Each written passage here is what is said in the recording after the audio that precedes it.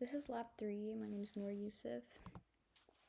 For the table of contents, I'm just going to be going over the introduction, the code for both parts, the computational model for both parts, and just having a discussion over it.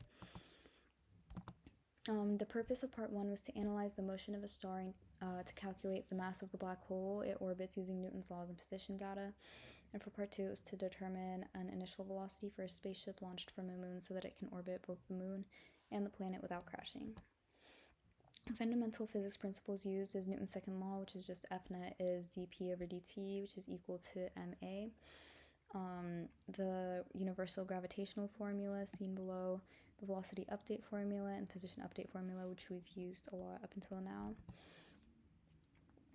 A preview of the results is that the mass of the black hole ended up being 1.94 times 10 to the 34, which was calculated using F net and R. And for part 2, the initial velocity of the spaceship, the x component was 2.5 times 10 to the 4 meters per second, and the y component was 3.0 times 10 to the 4. The moon's orbital speed was 2.4 times 10 to the 4, and the orbital period was 64 hours. The system for part 1 was the star and the black hole, and the system for part 2 was the spaceship, moon, and the planet, and for both parts it was the surroundings was everything else. For the initial conditions, these were pretty much set. We have our gravitational constant for part 1, our mass of our star, and delta T, which we're going to use later on, you'll see. And for part 2, the only thing I had to change was just the initial conditions for the spaceship, because I did have to plug and play to make sure it didn't collide. For the code for part 1, we can see that we started off having to find the initial and final momentum vectors, which is just the velocity initial times mass, velocity final times mass. We then found the change in velocity and change in momentum, which we then used to find dp dt, which ended up being our F net. And then we found our F net parallel, our F net perpendicular.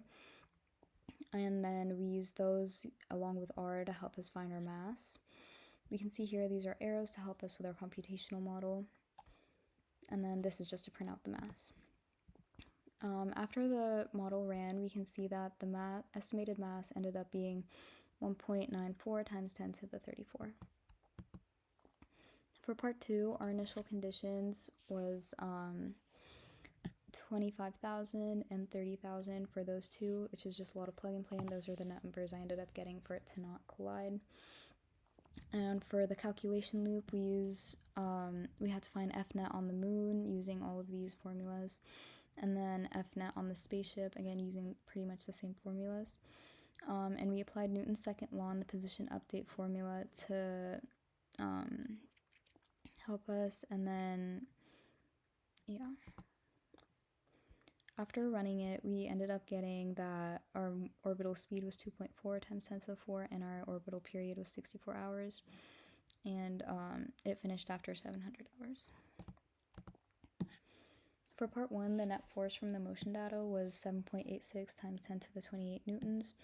Our estimated mass was, using this formula, was 1.94 times 10 to the 34 newton.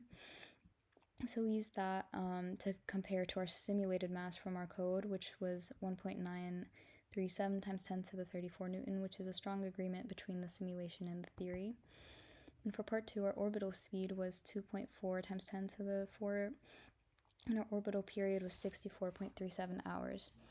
Our spaceship path had a complex figure 8 orbit due to the gravitational forces from both planet and the moon. And our simulation upheld that there was momentum conservation, energy conservation, and no unphysical accelerations or violations.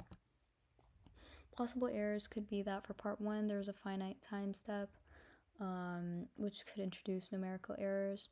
There could have been rounding errors, or just simplification of the system and surroundings. For part 2, it was a trial and error approach.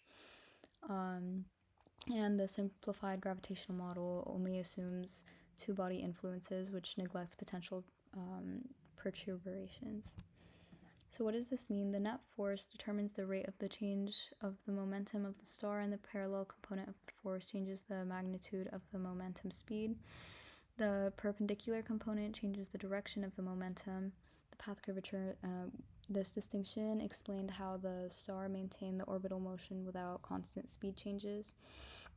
So what if we wanted to predict the motion of the entire system?